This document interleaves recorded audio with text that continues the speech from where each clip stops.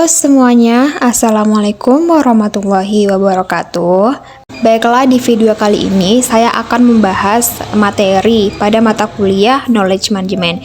Sebelumnya, Knowledge Management ini merupakan cara untuk mengelola pengetahuan di organisasi atau perusahaan yang meliputi tentang bagaimana pengetahuan dibuat, kemudian dibagikan atau ditransfer, diperoleh, disimpan ataupun diambil, dan diterapkan di seluruh sistem organisasi.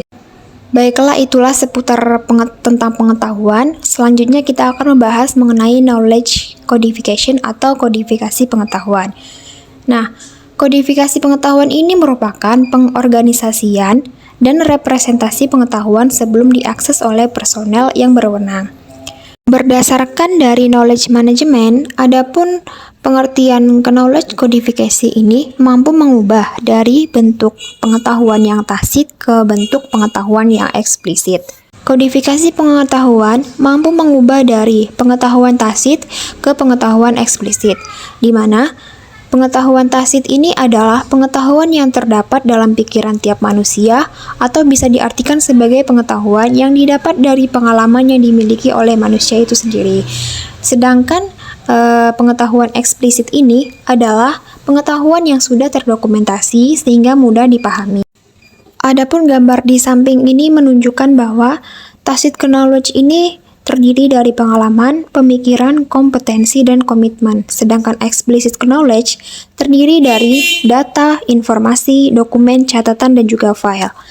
Nah, di sini terdapat perbandingan antara 95% dengan 5%, di mana 95% ini terdapat dari tacit knowledge, yang mana pengetahuan itu terdapat di pikiran manusia, tetapi mereka sulit untuk menjelaskannya lebih detail, sehingga kurang dipahami oleh yang mendengarkannya. Sedangkan yang 5% ini merupakan eksplisit, yang dimana manusia ini memiliki pengetahuan yang sudah terdokumentasi, tetapi mereka sulit untuk mendokumentasikannya. Baiklah, selanjutnya mode konversi pengetahuan tacit dan eksplisit.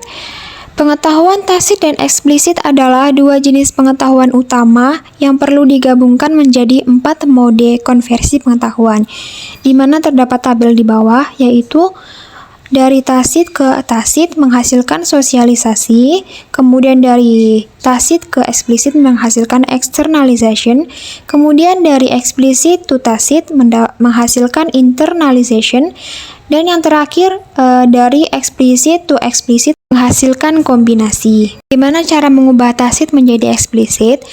Yang pertama itu adalah tacit to tacit yang menghasilkan sosialisasi, di mana pengalaman adalah apa yang dicari oleh pengembang pengetahuan dalam penangkapan pengetahuan.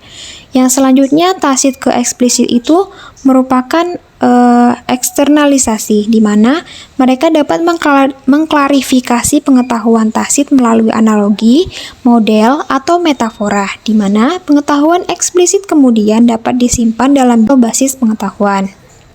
Yang selanjutnya itu ada tacit to explicit.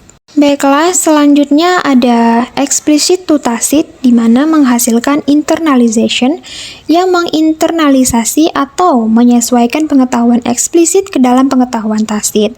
Nah, sebagai contohnya adalah belajar naik sepeda, yang dimana mereka akan berlatih dan berulang-ulang meskipun gagal atau jatuh berkali-kali. Kemudian yang terakhir ada explicit to explicit, di mana mereka itu akan menghasilkan kombinasi yang menggabungkan, mengatur ulang, mengkategorikan, atau menyortir tubuh yang berbeda dari pengetahuan eksplisit untuk mengarah pada pengetahuan baru.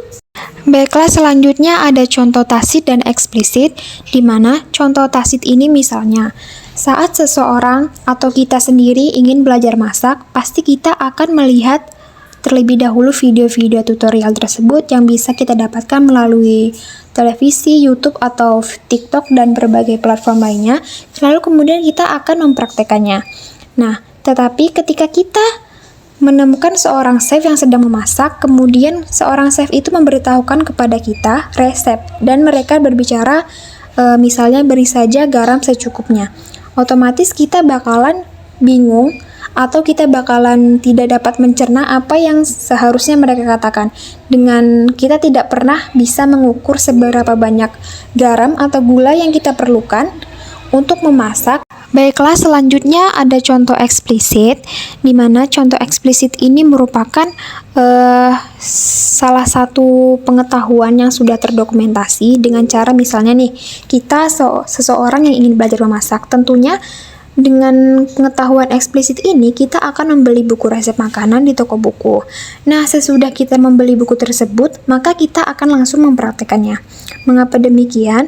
Karena kita bakalan berpikir, kita mempunyai pengetahuan eksplisit tersebut, kita bakalan berpikir untuk membeli buku karena dalam buku tersebut sudah dilengkapi dengan cara-cara atau trik-trik untuk menyelesaikan masalah masak-memasak tadi.